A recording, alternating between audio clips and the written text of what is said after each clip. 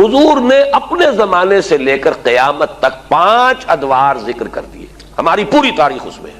مسند احمد ابن حنبل کی روایت ہے رحمہ اللہ، اور راوی ہے حضرت نعمان ابن بشیر رضی اللہ تعالی عنہ، تکون النبوۃ فیکم ما شاء اللہ ان تکون، مسلمانوں تمہارے مابین نبوت رہے گی جب تک اللہ چاہے کہ رہے، یعنی میں بنفس نفیس موجود رہوں گا تمہارے مابین جب تک اللہ چاہے گا۔ اس کے بعد انک میت وانہم لمیتون، اے نبی آپ کو بھی موت آئے گی اور ان کو بھی آئے گی، انتقال تو ہونا ہے۔ فرمایا ثم یرفع اللہ اذا شاء یرفعها، پھر اللہ جب چاہے گا اس نبوت کو اٹھا لے گا، یعنی میرا انتقال ہو جائے گا، وصال ہو جائے گا صلی اللہ علیہ وسلم، وفداہ آباؤنا و امہاتنا۔ پھر دوسرا دور آپ نے فرمایا ثم تکون خلافۃ علی منہاج النبوۃ، پھر دور ہوگا خلافت کا جو نبوت کے نقش قدم پر ہوگی۔ یہ الفاظ بڑے اہم ہیں، عام طور پر ہمارے ہاں جو لفظ زیادہ معروف ہے اور بول چال میں زیادہ آتا ہے وہ خلافت راشدہ آتا ہے۔ اس سے اچھی طرح نوٹ کر لیجئے یہ اصطلاح حدیث میں نہیں آئی ہے، خلفائے راشدین کا لفظ آیا ہے، علیکم بسنتی و سنت الخلفاء الراشدین المہدیین، اے مسلمانوں تم پر لازم ہے کہ میری سنت کا اتباع کرو اور میرے خلفائے راشدین المہدیین کی سنت کا اتباع کرو، لازم ہے تم پر۔ لیکن خلافت کے ساتھ جو صفت آئی ہے وہ یہاں نوٹ کیجئے، یہ عام نہیں ہے، اس کو اب ہم عام کر رہے ہیں اپنی مطبوعات کے ذریعے سے۔ خلافت علی منہاج النبوہ، منہاج منہج راستہ طریقہ، بعین ہی نبوت کے نقش قدم پر خلافت۔ یہ بعین ہی کا لفظ اس قدر زور دے کر میں نے کیوں ادا کیا ہے اس کو سمجھ لیجئے۔ خلافت راشدہ میں وہ نظام جو محمد عربی صلی اللہ علیہ وسلم نے بنفس نفیس قائم کیا، بعین ہی بتمام ہی بکمال ہی جو کا تو قائم رہا ہے۔ اس میں ایک مثال آپ کو دے دیتا ہوں کہ جب حضرت ابو بکر رضی اللہ تعالیٰ عنہ کے عہد خلافت میں مانعین زکوٰۃ کا فتنہ اٹھا، حضرت عمر جیسے شخص نے بھی رضی اللہ تعالیٰ عنہ مصلحت اندیشی کا مشورہ دیا کہ حالات کو دیکھیے، 2 محاذ پہلے کھلے ہوئے ہیں، آپ نے جیش اسامہ بھی بھیج دیا، اس لیے کہ حضور نے تیار کیا تھا۔ حضرت ابو بکر نے فرمایا کیسے ممکن ہے جو جیش اور جس کا علم دیا ہو حضور نے اپنے دستے مبارک سے، میں اسے روک دوں؟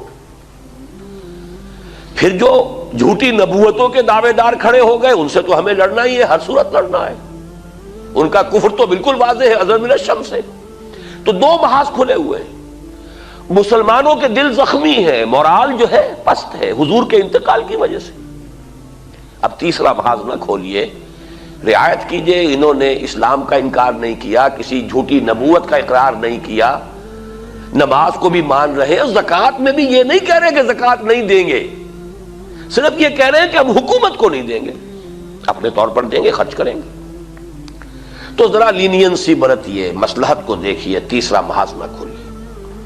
اس پر جو حضرت عمر رضی اللہ تعالیٰ عنہ کا ری ایکشن تھا، ایک تو ڈانٹ پلائی حضرت عمر کو، اور یہ مقام ہے ابو بکر کا کہ عمر کو ڈانٹ پلا سکتے تھے، صرف وہی پلا سکتے تھے صحابہ میں، اور کسی کا یہ مقام نہیں۔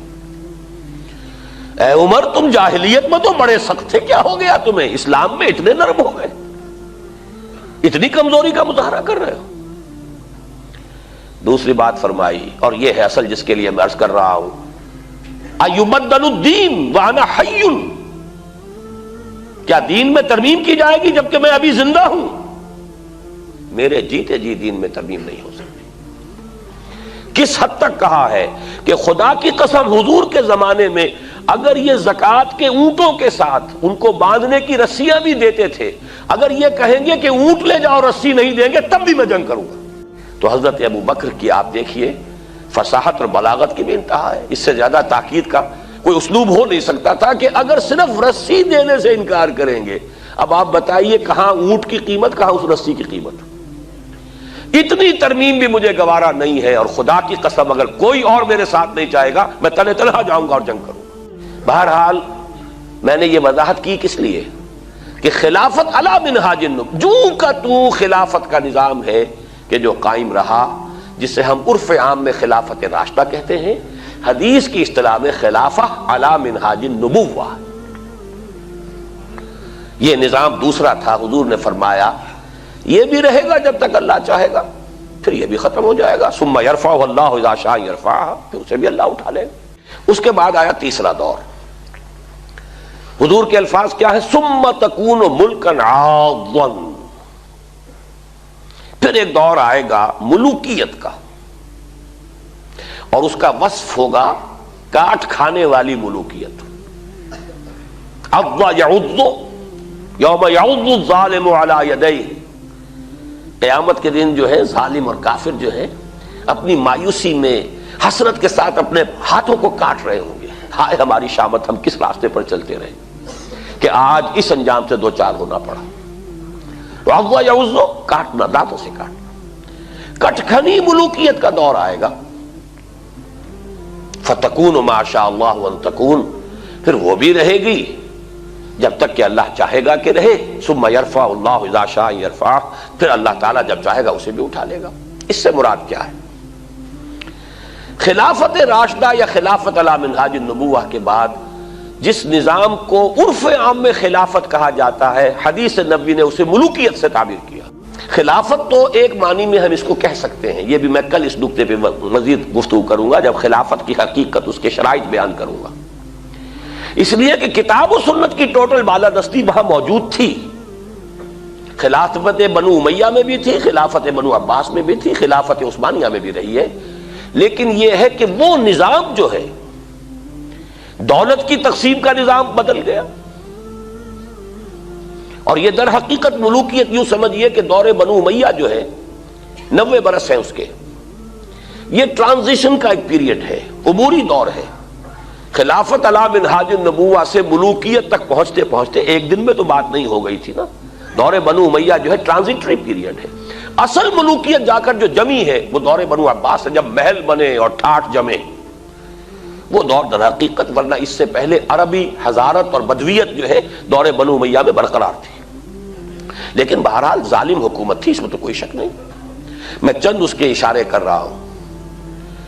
جو کچھ ہوا حسین ابن علی رضی اللہ تعالی عنہما کے ساتھ کربلا میں، اور یہ تو چونکہ ان کا ذکر جو ہے بہت زیادہ ہوتا ہے، ہر سال جو ہے خاص اہتمام سے ہوتا ہے، اس لیے بچہ بچہ واقف ہے۔ وہی کچھ ہوا حضرت عبداللہ ابن زبیر کے ساتھ مکہ مکرمہ میں، عین مکہ مکرمہ میں ذبح کیے گئے ہیں، حرمت حرم مکی کو بٹا لگا ہے۔ پھر واقعہ ہررا ہوا ہے، 3 دن تک مدینے کو لوٹ مار کیا گیا، اور مدینے کے اندر خواتین کی بے حرمتی ہوئی، واقعہ ہررا۔ حرم نبوی جو ہے اس کی بے حرمتی ہوئی۔ پھر حجاج ابن یوسف کے ہاتھوں سینکڑوں تابعی شہید کیے گئے۔ تو تاریخ کے حقائق ہیں، اور میرے لیے اس سے بھی کہیں زیادہ دردناک اور تاریخ کے اعتبار سے کہیں زیادہ فیصلہ کن ظلم جو تھا، محمد ابن قاسم کو بلا کر شہید کر دیا۔ وہ نوجوان، ٹین ایجر نوجوان جو آیا تھا، فاتح تھا، اور اتنا نیک، اتنا پارسا، ہندوؤں نے اپنے ذہن کے مطابق اسے اوتار کا درجہ دیا۔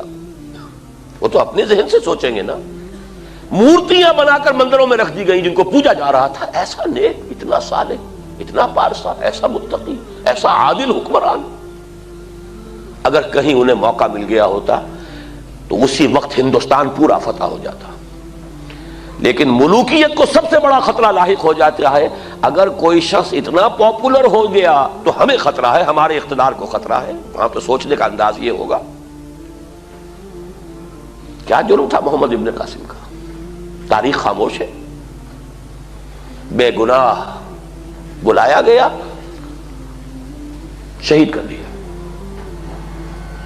یہی ہوا بعینہ ہی موسیٰ ابن نصیر کے ساتھ رحمت اللہ علیہ، جس نے کہ شمالی افریقہ کا اکثر و بیشتر حصہ فتح کیا تھا، اور اس کے ایک ادنا کمانڈر تھے طارق ابن زیاد، طارق جو بر کنارہ اندلس سفینہ سوخت، جس نے پورا جو ہے آئیبیرین پیننسولا فتح کیا ہے۔ موسیٰ ابن نصیر کو بھی بلا کر جان بخشی کر دی گئی. بوڑھے تھے بہت، ورنہ یہ کہ اتنا ذلیل کیا گیا ہے، تیز دھوپ میں کھڑا رکھا گیا ہے، بے ہوش ہو کر نیچے گرے. خطرہ دونوں سے ایک ہی بات کا تھا کہ ہماری بادشاہت کو ان افراد کی یہ پاپولیرٹی جو ہے اس سے خطرہ لاحق ہو گیا. یہ ہے وہ، ابھی تو یہ دور میں ابھی بنو امیہ کی بات کر رہا ہوں ساری، پھر جو بھی ٹھاٹھ جمے ہیں اور جو عیش ہوئے ہیں، اور کوہ قاف کا سارا نسوانی حسن جو ہے جو بغداد کے محلوں میں آیا ہے، پھر رقص و سرود جو بھی ہوا ہے سب کچھ سب کو معلوم ہے. الف لیلہ جو ہے بغداد کی 1000 راتیں جو ہے، یہ ساری کی ساری داستانیں ذہن میں رکھ لیجئے. یہ ہے بہرحال تیسرا دور. چوتھا دور آپ نے فرمایا ثم تکون ملکا جبریا، پھر ایک اور ملوکیت آئے گی اور وہ ہوگی مجبوری والی ملوکیت. چونکہ ہمارے پاس کوئی گواہی موجود نہیں ہے کہ اس کا فرق حضور سے پوچھا گیا ہو کہ حضور یہ دونوں ملوکیتوں کا کیا فرق ہے. ملوکیت کاٹ کھانے والی ملوکیت، اور پھر چوتھا دور ہے ملوکیت جبری ملوکیت. تو آپ نے کیا جواب دیا؟ کوئی ریکارڈ نہیں ہے، نہیں معلوم اس وقت کیا سمجھا گیا. آج ہمارے سامنے روز روشن کی طرح واضح کہ اس سے مراد کیا ہے. پہلا ملوکیت کا دور وہ تھا کہ ملوک مسلمان تو تھے، کلمہ گو تو تھے. پھر ملوکیت جو آئی ہے ہم پر وہ غیر مسلموں کی حاکمیت اور غلامی، western imperialism, European powers, colonial powers, برطانیہ کے غلام، فرانس کے غلام، اٹلی کے غلام، ولندیزیوں کے غلام. یہ غلامی، یہ چوتھا دور ہے جس کی کہ حدیث میں خبر دی گئی. یہاں میں اس وقت صرف اشارہ کر رہا ہوں، تفصیل سے آج ہی بعد میں عرض کروں گا. یہ چوتھا دور ابھی ختم نہیں ہوا، ایک اعتبار سے ختم ہوا ہے، ایک اعتبار سے جاری ہے. ختم اس اعتبار سے ہوا ہے کہ ڈائریکٹ رول، براہ راست غلامی ختم ہو گئی. تماشا دکھا کر مداری گیا، انگریز اور اس کے فوجی گئے، فرانسیسی گئے، ولندیزی گئے، اطالوی گئے، سب گئے. ڈائریکٹ رول ختم، اس اعتبار سے ختم ہوا. لیکن انڈائریکٹ رول برقرار ہے، رول بائی پراکسی یا ریموٹ کنٹرول، سب ان کے شکنجے میں. ہماری معیشت ان کے شکنجے میں، ہمارے وسائل ان کے قبضے میں، ہمارے ذہن ان کے قابو میں. اور اب تو جس درجے CNN اور نہ معلوم کس کس کے ذریعے سے ہمارے ذہنوں کے اوپر جو بھی جبر آ رہا ہے، کہاں بچ کر جائے گا؟ کون بچ سکے گا؟ پھر یہ کہ اس سے پہلے ابھی ہم تہذیبی انداز میں غلام، علم میں بھکاری، ٹیکنالوجی میں بھکاری، ان کے دست نگر. تو در حقیقت یہ چوتھا دور جزوی طور پر ختم ہوا ہے، لیکن در حقیقت معنوی اعتبار سے ابھی اس کا تسلسل جاری ہے. میں نے اکثر جگہوں پر اس کو کراچی کے حوالے سے بیان کیا. کراچی میں لانڈھی، کورنگی، شاید یہی معاملہ ہوگا، اور جو یہ نیو کراچی وغیرہ میں بھی جو بس سٹاپس آتے ہیں، 3 نمبر، پھر 3.5 نمبر، پھر 4 نمبر، پھر 4.5 نمبر، پھر 5 نمبر. تو ہم 4.5 نمبر پر کھڑے ہیں اس وقت. چوتھا دور ایک درجے میں ختم ہوا ہے، ایک درجے میں ابھی باقی ہے، اس پر میں بعد میں عرض کروں گا. اور ابھی جو اس کا آدھا حصہ باقی ہے وہ پہلے سے کہیں زیادہ تلخ ہے، اس کے شدائد اور مصائب پہلے سے کہیں بڑھ کر ہوں گے. لیکن وہ میری گفتگو میں بعد میں آئے گی بات. اب آئے ہم آخری دور پر. حضور نے فرمایا بہرحال اس کو بھی ختم ہونا ہے. ثم یرفعہ اللہ اذا شاء یرفع، پھر اس دور کو بھی اللہ اٹھا لے گا جب چاہے گا کہ اٹھا لے. ثم تکون خلافتا علی منہاج النبوہ، پھر دور آئے گا خلافت علی منہاج النبوہ کا. یہ ہے وہ نوید جاں فضا، یہ ہے وہ خوشخبری موجودہ مایوس کن حالات میں